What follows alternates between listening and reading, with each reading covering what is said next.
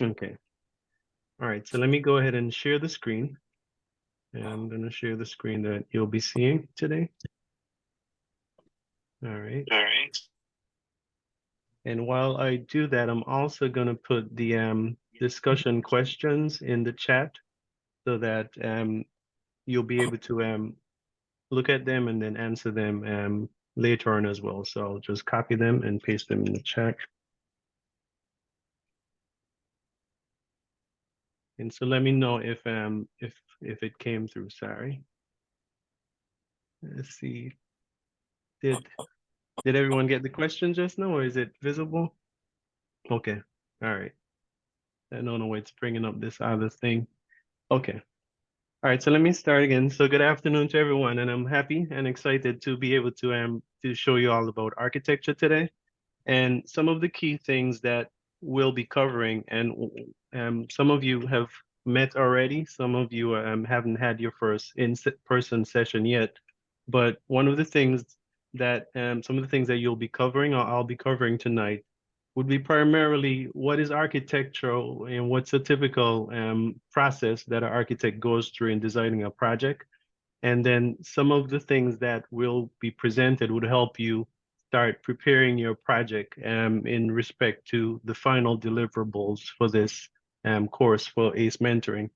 So you'll see some architectural floor plans. You'll see what it is, what a building section is, building elevations. And then you'll see a few samples of maybe some mechanical plans, electrical plans, and some of those things would be more discussed in further detail in future um, Zoom meetings. Okay, so let me go ahead and start with the presentation.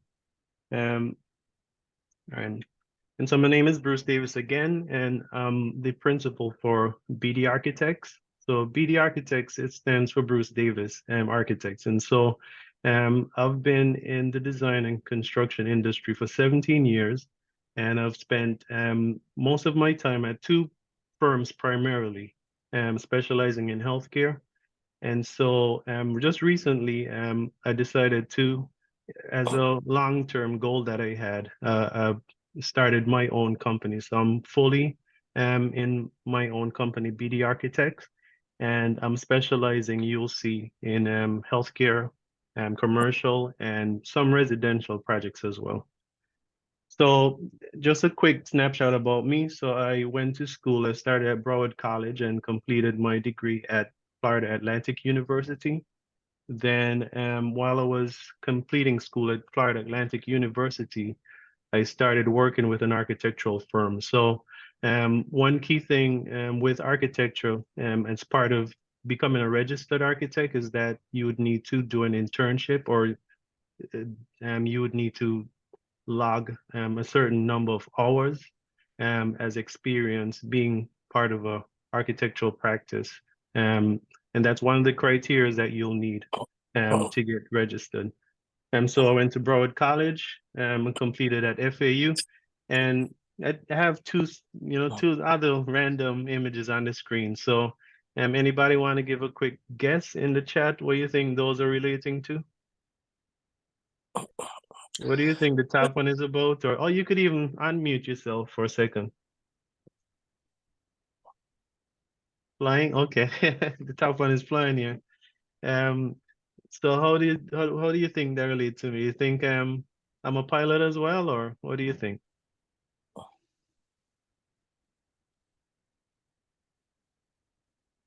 Stand-up comedy? That's interesting. I like to give jokes, but I don't think I'm that funny. Okay, um so the flight simulator, that's because that's something I enjoy doing. And when I'm in my spare time and when I have time available, I do Microsoft flight simulation. And that's something I've been doing since I was a very young kid. And then the microphone thing, I sing at church from time to time. So that's what the singing is about. So yeah, so some of you were correct. With stand-up comedy, no, I don't think I'll do good with that. All right. So the next one. So this is some of the types of projects that I do. And so other projects, other architects may specialize in different types of fields. So whether it could be It could be municipal work, it could be schools, it could be industrial. So as an architect, you could specialize in various things. And so some of the key things that I have pointed out here, healthcare, commercial, and also do some residential as well. And so the services that I'm involved with includes architectural design, ACA, which stands for the Agency for Healthcare, which is the state agency for healthcare in Florida, life safety consulting, construction administration. All right. So what we're going to touch on today is what is architecture, some of the skills and education requirements you need to become an architect, and some of the career options that are available to those of you interested in architecture. We'll touch on an intro to design of a typical project, and then we'll look at some sample projects. And if we do have a little time at the end, to what I'll do is just look at the three projects briefly that we're assigned this year and start to get us thinking of how we can go about laying the schematics and coming up with the initial ideas of what should be included in those projects. All right, so architecture, next slide. So architecture is described as the art of creating and designing a built solution to satisfy a need. And so whether it's a need for a school, for people to go and learn and become educated, whether it's a place to live, residential, or if it's for travel, airport or bus terminals. So those things are all needs that we have, and it's a design solution that we help to create that satisfies a need. Architecture incorporates basically all of the STEM disciplines. It involves teamwork, so teamwork is very important being an architect and being any sector of the AEC industry as well. It's important, teamwork is important because all these projects that you see and everything that you interact with is designed and constructed by a comprehensive team. Okay, so it involves time and resource management, active listening, problem solving, and attention to detail. So the process of architecture goes through a few phases. It starts with an idea, then from that idea, it transfers into research. So there's some research that goes into us as architects, figuring out what is the best way to address this requirement. So whether it's a school or whether it's a hospital projects or residential, so there's some amount of research that has to happen in the process. Then we develop a concept, and then we transition that to a design solution, and then we deliver it to the client as the design solution. And that's in the form of construction documents that gets given to the contractor and goes to the city for permit review. All right. These are some of the exams that you're required to take to become an architect, and they're listed at the bottom here. And to become an architect, it requires 5 years of a 5-year bachelor's degree, a professional bachelor's degree, and it involves roughly just over 3,000, close to 4,000 hours of experience within an architectural office. So could be an architectural office. There's some hours that you can gain in a different setting, but primarily most of the experience you get most of the experience in an architectural office. Okay, so further in the presentation, I have a link, and it's also up here as well. So this is a link that takes you to the website that tells you all the requirements you need to meet to become a registered architect. Okay, so architects create. And so one of the first things, and you saw me present that just a second ago, is that at the onset of a project, you have an idea, and one of the first things you start with is figuring out what are the components of this project. What all rooms do I need? What spaces do I need to provide? What spaces do I need to plan?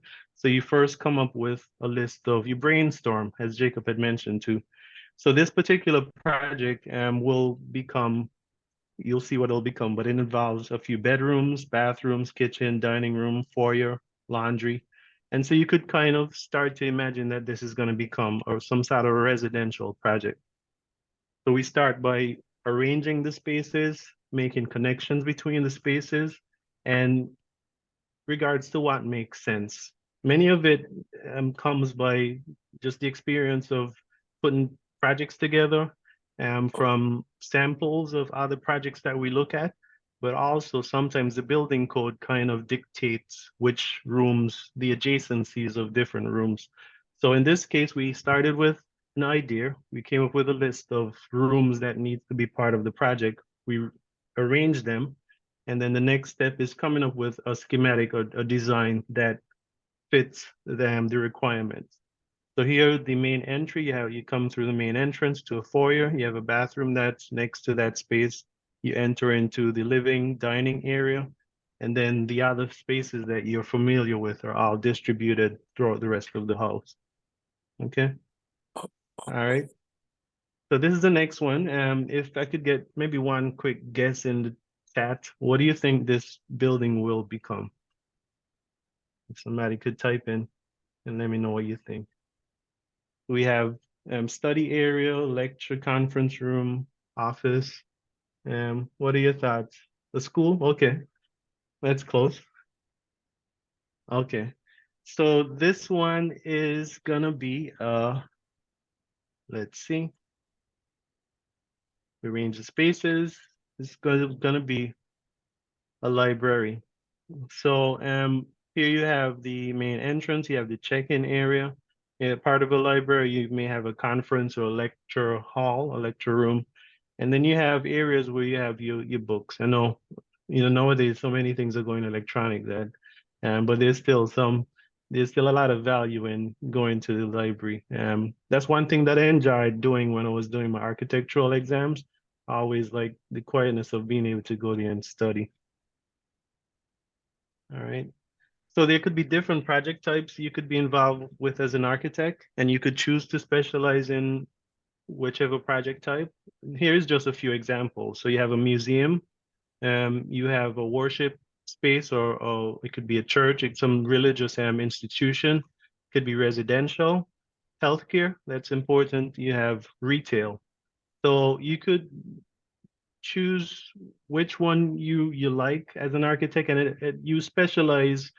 Most cases you would specialize either by the school that you might choose to attend, but mostly it's dependent on the firm that you start working with once you start and once you finish school, whether that company mostly does industrial type projects or whether they do residential or healthcare. So that's one thing. If you're interested in becoming an architect, just think of which sector you would prefer to work in the most, and then you start researching about those different things.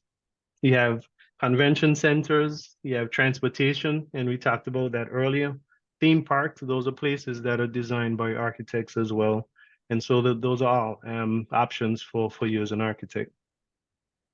I said earlier that one of my specialties is healthcare architecture, healthcare design. And so one of the projects that I had the benefit of working with was Broward Health. And this was a neonatal intensive care unit at Broward Health Medical Center in Fort Lauderdale. And so this unit that we designed specialized, it was created to take care of babies who were born prematurely and then need specialized care during those early stages of their life. These are a few different healthcare related project types on the screen. So the bottom right is that NICU, and you could see the little bassinet where the little babies would be. And then the top is a procedure room. It's called a EP, a electrophysiology lab, where they deal with the heart. And then you see some other healthcare related images there. I put this in because landscape architecture and landscape architect is an option, but that mostly does with anything surrounding the building and the environment. So the landscape architect deals with the selection of plant material, creation of the walkways, the pathways outside the building. So anything in the exterior environment that goes to enhance the architectural building is done by the landscape architect. And so this picture that you see is in Hollywood, and many of you might be familiar with this location. And what I'll have here embedded in the presentations too, I have some links to some YouTube videos that explains more of the day in the life of, say, a landscape architect. Here as well, there's a couple other career paths. You can become as an architect, so you may not always be doing the drawing. You might be in management within a firm. You might be more marketing, where you help put together proposals and things like that. Or you may become an architect where you focus more on the front end, where you come up with the designs for the overall building, the overall project, and then other staff members work to massage it and put it together into construction documents. So these are a few things: design architect, BIM manager, spec writer, and a few other career options of the many that are available as an architect. Okay, so the basics, what we do in architecture, we bring the ideas into maybe a 2D or 3D image to help describe what the project is going to look like to the owner, to the contractor, so that it could be built.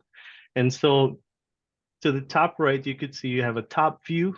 The top view image is really like a floor plan.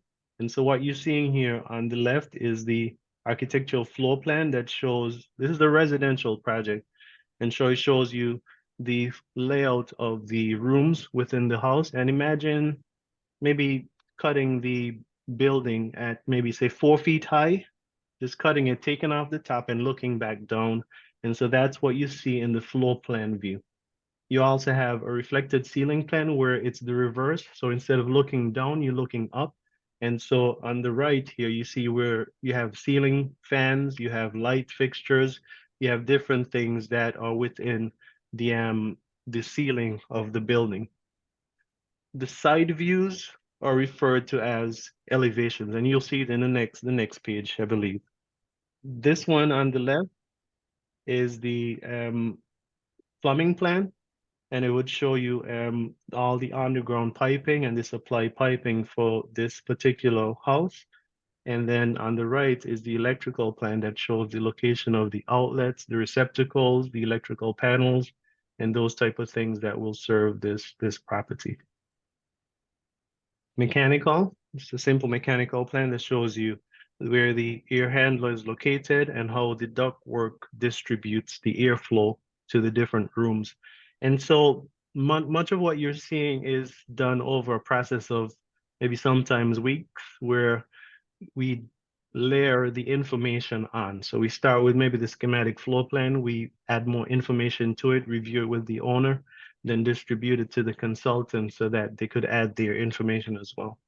These are the elevations. So the top left, you have the building section. You could see the floor to ceiling height. You could see the slope of the roof. You could see the next one is the interior elevations, where it's looking at either casework or whatever special interior item in the building you need to show. And then you have an exterior elevation, which is standing on the exterior of the building and looking back towards the building, and you see what the windows look like, the placement, the height of the roof, and different things like that.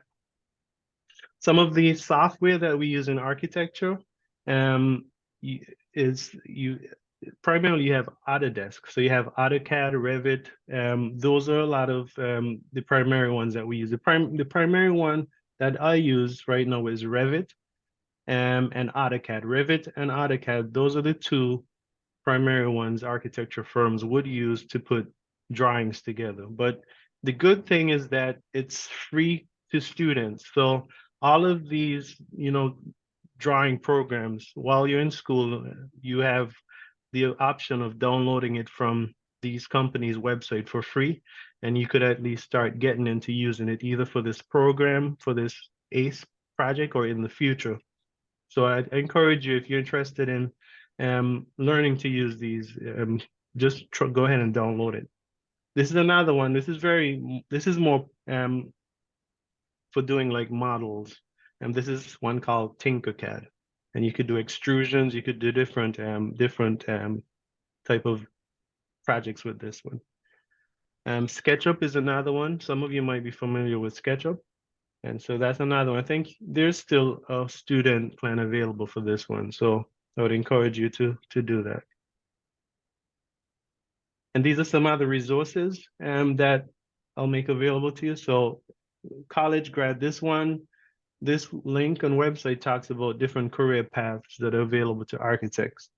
NCARB, this is the one that I described to you earlier, which has all the requirements, the exams that you need to take to become an architect, and it has all the different requirements that you need.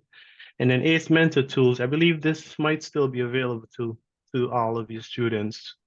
So where you can go up and there's some additional tools and videos that might be available to you where you could learn more about architecture, construction, or engineering. Mm-hmm. All right, so architectural design, I talked briefly about that. You have the idea, then you transition that to research, concept, design, and then delivery.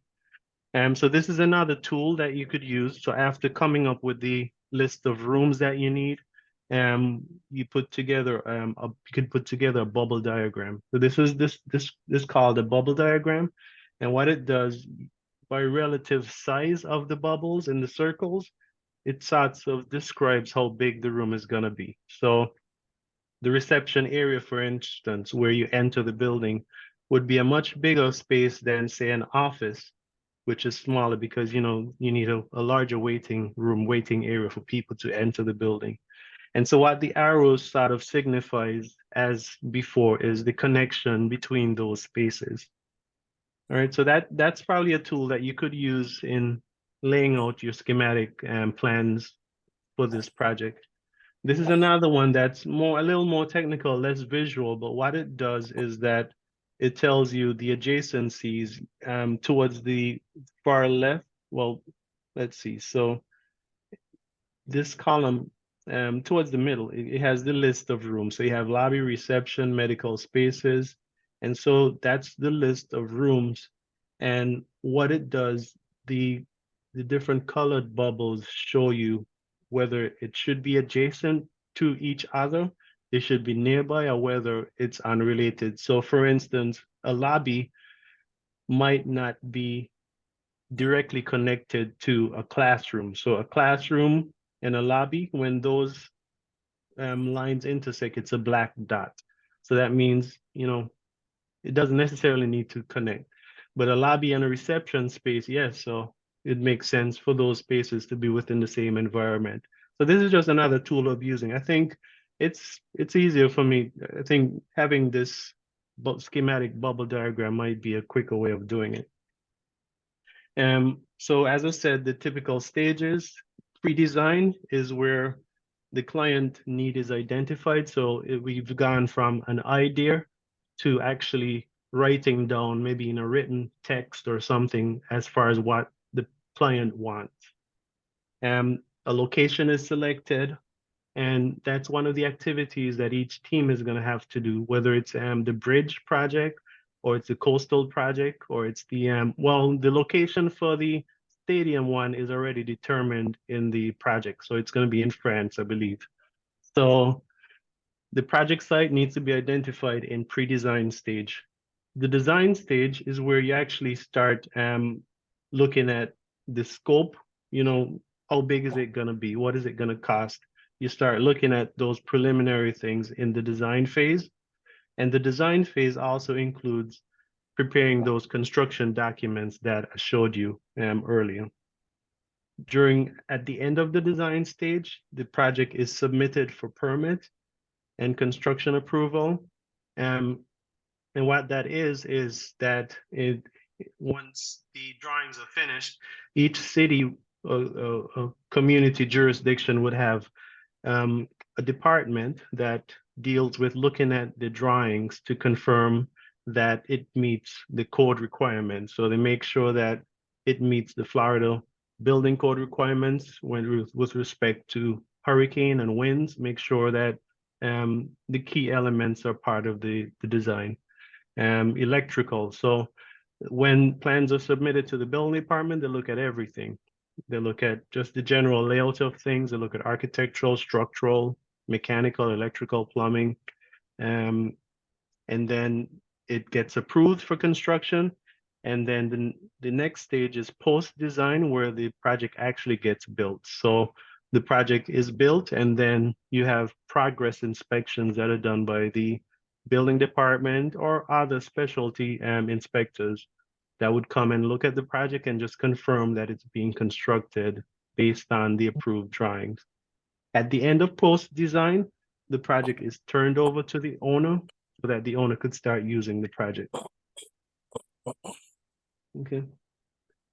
Another component that we use early in design is site analysis. And so this is where a site might not have been selected already. But even if a site is selected, what you do during this with this exercise is you try and figure out what are the features of the site? How am I gonna get to the site? Where are the roadways, the highways? Where are the noises gonna come from that's gonna affect my project? So that's what we do during the early site analysis stage. Okay. And so this is some examples of that. So it's a process of reviewing and making a graphic representation of existing features. So in this case, the site here is that general area that's in green. And so just north of that, you have like a railroad that runs across that way. So you could already imagine that there's going to be noise generated from that side. You have streets that are identified. You have the sun path, that arc, the summer, winter, and so that arc shows the sun angle. So that could tell you, which direction you'll be getting sun from during most of the daytime. And so these things are important because you want to be able to design a building where the occupants can get to it easily. You could shield out any noise or any views that are not preferred and things like that. So this is an exercise that would be used as part of your design as well. This towards the right, that's another example of a site analysis. Towards the left, this is talking about zoning. And so each municipality, larger, like in Broward County, for instance, or whichever city you live in, each city and the county as well as a whole has a zoning map. And so what that zoning does, zoning tells you what adjacencies of use make sense, where certain uses are allowed to happen. So where a residential zone, for instance, single family residential here versus where a commercial zone is allowed to go versus an industrial. And so what that does, it helps to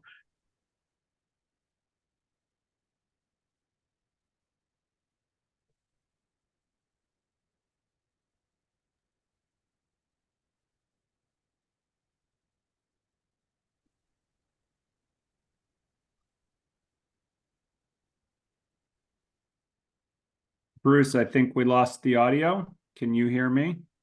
We can't hear you suddenly.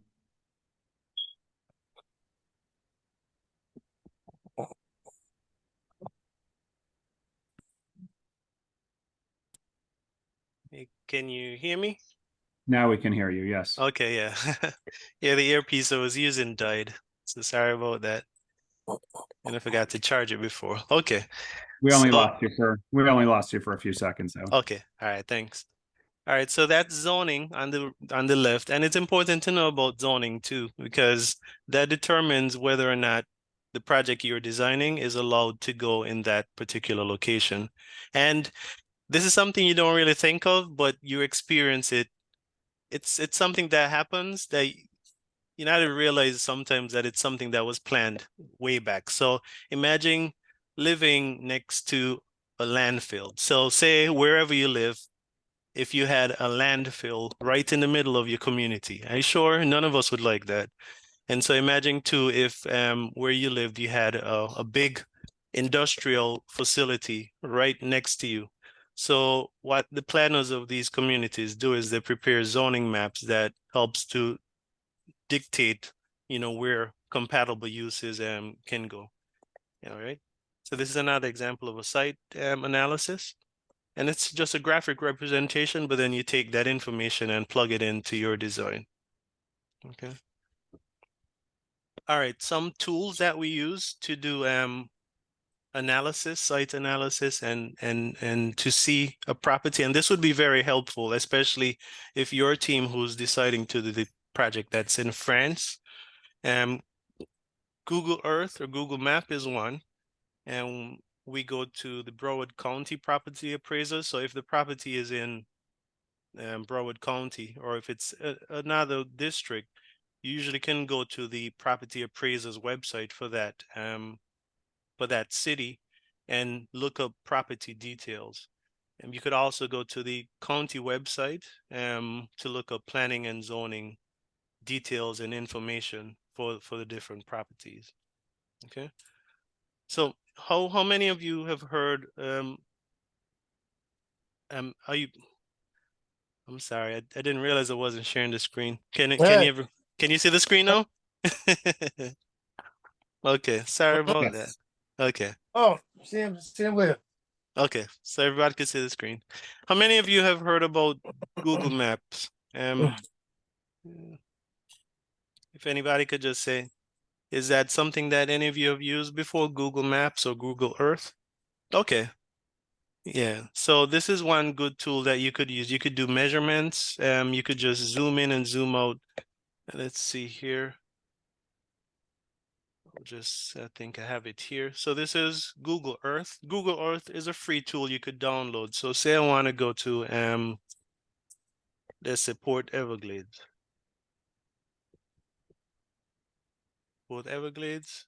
Just type it in and hit search. And then it's going to take you right to it. So you go to Port Everglades. And so you could get 3D views of the space. You could do measurements. You could rotate it. And so if you're going to use France, or if even any of the sites that you're going to use, what we use sometimes in architecture is that we do an early site visit by just checking it out on Google Earth or Street Views to see what it looks like until we get a chance to actually visit there. So I encourage you to play around with this to get into Google Earth, and you could do so many different features. You can even do measurements and measure things in Google Earth as well. So that's one cool tool you can use. All right. All right, so we'll continue. All right. So this one is the property appraiser's website. And this screenshot, this example that you're seeing, this was I think for Atlantic Technical College property.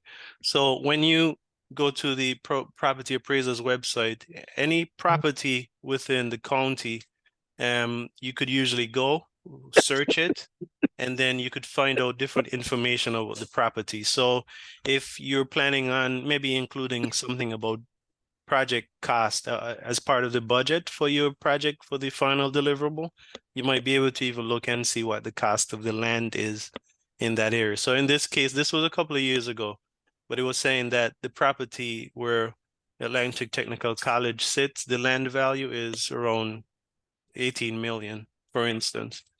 So this is a tool you can use to look up property information as part of the design process. This for zoning information. This is an example from the City of Margate website. And so this is where you can go to look up code information, look up zoning designation, whether it's residential or commercial, those type of things you can look up. This is a quick example of a schedule, a project design schedule. And so here you have, to the left, you have the list of rooms, square footages, the sizes. And then you have the total square foot for the project. And then at the bottom right, I think this has a transition built in. The bottom right is the design schedule. So where we go through different phases of design. this image that you're seeing is a rough schematic layout of the actual project that we just saw. And so this was a physician suite where you have exam rooms, you have a waiting area, you have lockers, lounge. And so this was an early sketch of that design. That design developed and it changed. Obviously, things change in design. And so it changed, it evolved, and then this was what we ended up doing for this particular project. So you have the exam rooms around the perimeter, and then you have the waiting room, and you have different check-in and check-out areas. Okay. This other project is Bluestein Park. It's in Hallandale, and it's a big park development that was done by ACAI Associates. That's the firm that I worked with previously. And so it included gym, it included a swim area, included basketball, baseball fields. And so a project like this also goes through the similar process where it starts with an idea, it evolves through brainstorming, you come up with the different uses that are going to be needed, and then you come up with a design. So this is just a snapshot of the design team that was part of this project. So some of you might be representing the engineers as part of your group. So here we had, I think JLRW was the particular engineer on that project. You had a structural engineer that was part of this project, and then the city Hallandale Beach was the client. So this particular project went through a series of design phases, and for instance, it took 80 days programming, it transitioned to schematic design development, and construction was around 155 days.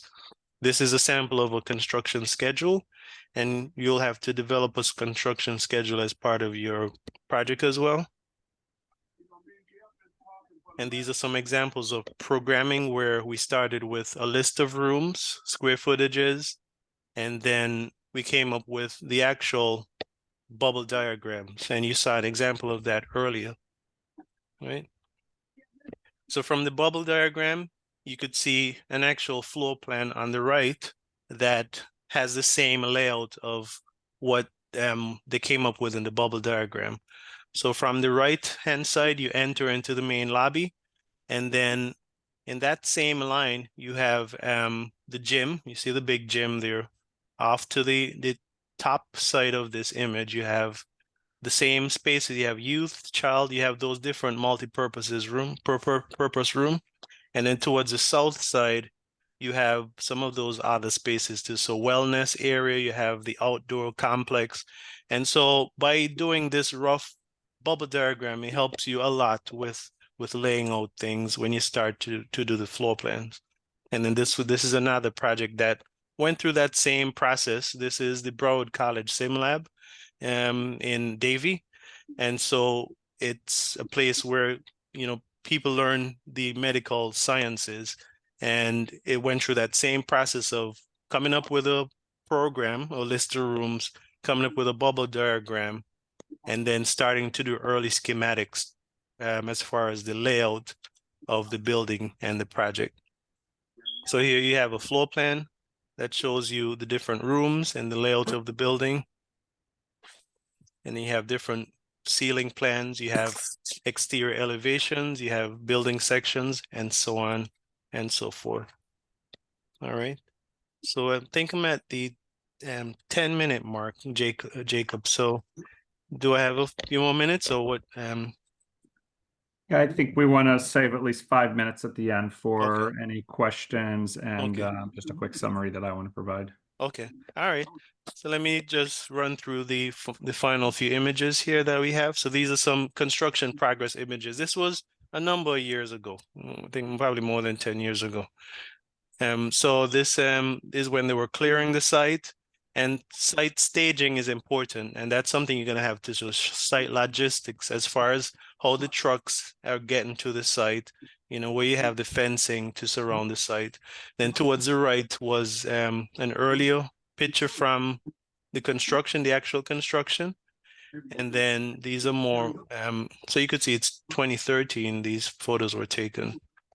So that was the actual building being constructed, and you see the cranes. So site staging is a very important element because you want to provide safety on this site, and you need to be able to navigate the site with the different trucks and everything that will be there. Okay, so these are the questions that I hopefully have covered for you, and hopefully y'all were interested, learned something new about architecture. And so these questions, I put them in the chat so you could answer them and submit the answers to your teachers. All right. Great. I'll turn- Bruce, thank you as always. Great background. Nice job. Thank you.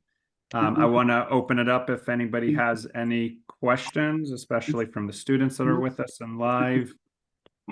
Feel free to come off mute or raise your hand so we can do it in a more orderly fashion. Or you can type into the chat. It's that easy. I guess if I don't see any questions, but I'll ask a quick question, Bruce, that I think students will be interested to hear. Mhm. So I know in architecture, everybody who aspires to be an architect has these grand ideas of, drawing all these fancy designs and being the lead architect that Mhm. creates all of these fancy new projects and designs. Can you share with everybody how long does it take, or how many years do you usually have to work as a as a line soldier, or Yeah. a grunt worker, somebody who just does the simple stuff in architecture before you actually get the opportunity to be a lead architect and create some of the fancy designs? Yeah. And that's important too, because when the image that you see on the screen here, sometimes when people think about architecture, they think, day one, I'll be designing these type of things, but it takes a few years. So you may start with doing a lot of details, doing most of the production. And so it could be maybe around, could be 5 years, it could be more years. It all depends on how much you apply yourself to learning and growing, and then you'll be able to move up this scale within the architecture firm and be the designer. And then you might figure out, maybe you like putting details together, or maybe you like being, the lead on certain things. So you'll find your way, but as long as you start, you're off to a good career. Great. Thank you, Bruce. Yeah. Anybody else Any with any questions or follow-up comments? Yeah. Okay. I think So, we have one from Jaden. You want to come off mute? All right, thank you.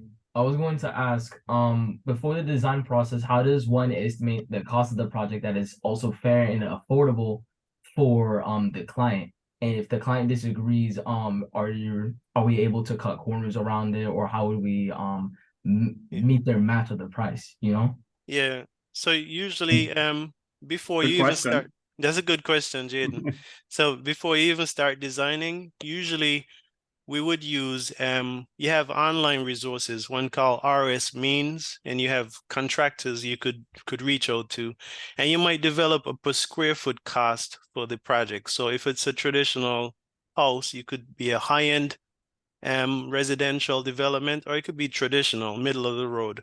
So you might use, say, maybe $300 a square foot, $350. And so based on this size of the house that you might plan, you multiply the cost, and then you have just a rough estimate of the budget. So you could make adjustments if that's too high, more than what the client is expecting, then you could maybe use slightly less quality of materials that you're going to install, or you can maybe reduce the size of the project. So those are two ways of addressing the budget early on. And that's a good question, because you never want to design something you can't afford. All Yeah, right. and those are challenges, Jaden, and for everybody that are everyday real challenges that individuals like Bruce and myself, being on the construction side, we're faced with those types of challenges all the time with clients or owners, who want to stick to a certain budget, and their project might be trending, in the wrong direction or above that budget, and trying to figure out how to get back to the right cost and how to make sure that the architect and the contractor don't, take the project out of budget. Mm-hmm. All right, Yeah. thank you.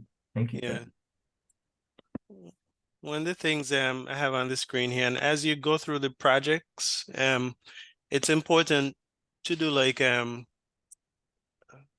just carefully read some of the things that are in the project descriptions. And so as you go through and read, you highlight. And so this was one that I did. I highlighted certain things that stood out to me. And so those things would help us come up with some of the initial things that are needed for the project. So so as y'all do that together as teams, just do some careful reading of the text and the requirements of the project, and that would help guide you in what you need to do for the schematic design. Great, thank you, Bruce. Yeah. Yes, I just want to do a real brief 2-minute summary. I mean, the some of the information that Bruce shared, and I'll be more specific. If you look back at the recording and you think back to the stuff that Bruce went over, how to start the planning phase of a project, identifying the rooms and the types of spaces you have in your building or whatever it is that you're designing for your project, creating those bubble diagrams or that layout view is some of those initial steps that eventually leads to how you develop your floor plan from that initial planning. Tools like Google Earth or even just Google Maps online or other Yep. similar websites or platforms, the property appraiser website. Those are all excellent tools that we will look to each one of you teams, each one of the teams at each school to use those types of programs and those tools for your projects. And then Bruce even showed some of the programs that are available for free download for students. Those are all items that we will want each one of your teams within each school to take the lead on and to get those types of programs, to do that type of homework, that type of research, and plan out your project. So there's a lot of great information in this first class that Bruce does at the beginning of every one of our ACE mentor years to help each one of you get started with your projects as you get further along with your mentors at the in-person meetings at your school. So I just wanted to share that. Thank you, everybody, for joining. We want to definitely end here by 6 o'clock, so we're not going to extend it any longer. Like I said, this was our first virtual meeting. We will have other virtual meetings in conjunction with the curriculum and schedule that we've provided to everybody, to the teachers. Hopefully all the teachers are posting it on Canvas and the platform that they're using for their classroom. Those of you who are with us tonight that are in the 2 schools that have not had their first meeting yet, you will hear a lot of the information that I went over here and Bruce did in your first meeting. So we're looking forward to all that. Looking forward to a great year. Thank you, everybody, for joining us tonight, and have a great evening. Thank you again, Bruce. All right. I appreciate it, Jacob. Thanks. Have a great night, everyone. And Bruce, please remember to stop the recording and download. Oh, yeah, that's true. I'll do that. All right. Bye, everybody. Have a good night.